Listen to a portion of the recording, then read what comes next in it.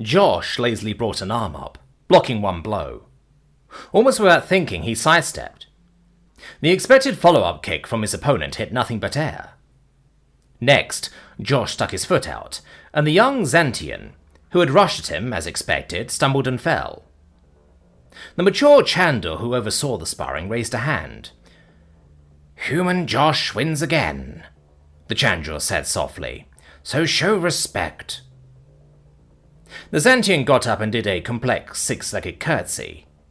Josh sketched out a bow in return. "Youngling," the Chandor continued, "why did you fail?" "We do not know, Venerable One," the Xantian said in a whiny voice. "We paced our strikes in accordance with the teachings. We performed each motion in accordance with the training.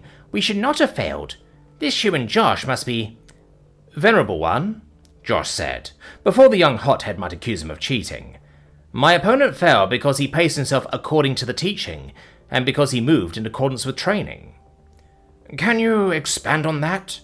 the Chandor asked as the young Xantian fumed purple. "In simple words," Josh said simply, "I knew what he was doing even before he did it. I knew where every blow was aimed. I knew when every kick should come. I knew how, and I knew when he would rush at me.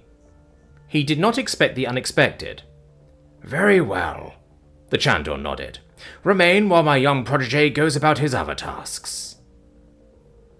The young Xantian scurried out, still fuming. Josh relaxed, looking up at the big, cat-like Chandor. Cat-like, that is, if cats had 6 limbs and an almost human sense of humor.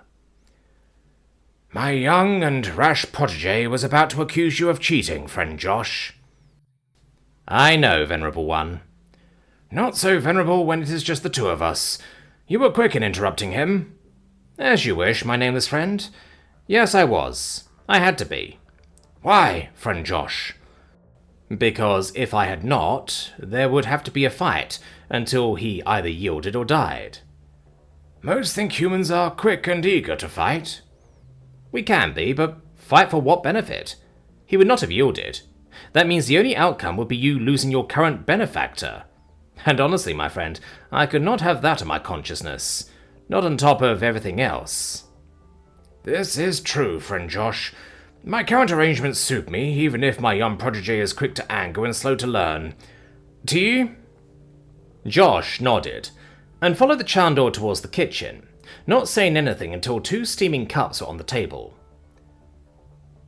"2 sugars, please. So the arrangement suits you?" "Verily it does, friend Josh, although I am puzzled." "Verily indeed. I saw how our young hothead's mother looked at you as she guided me to the dojo." The big Chandor looked away before replying. "Who can blame her? It is known that her husband fell in the war, although his body was never recovered." "Like your clan. A friend was there was never a body left to recover." "Like my clan and my name. So I am still puzzled, friend Josh. Why are you doing this? Even for a human it was unexpected." Josh stared into his steaming tea for a long time. "Because I can, I think. I both can and must." Josh looked up at the big Chandor before he continued. "I didn't haul your broken body to the medics just to keep you alive. I didn't teach you to meditate on the POW ship just to keep you quiet. And you didn't encourage me to find a sensei willing to work with a non-human just to teach me how to fight?" Josh smiled and looked into his tea again. "More to learn when not to fight, my nameless friend." "But that doesn't explain why you worked so hard to arrange, well, all this. Our people were enemies. There was war between us." "Humans are quick and eager to fight," you said. "Perhaps we should be more eager to make friends." Josh shook his head and drained his cup before continuing. "We were enemies. There was a war. But there is no war now, and in the future our people might be friends. I would like that to happen sooner. Besides, it is nice to do unexpected things." "I see. I think I see. More tea, friend Josh?" Josh shook his head as he stood up. "Not today, my nameless friend. I've got 2 more friends from the war to check up on, and if I am not mistaken, your protege's mother will likely discuss her son's progress with you later. And perhaps other things too. I do not expect her to, but perhaps I should. You should. Until next week, my nameless friend. Until next week, friend Josh.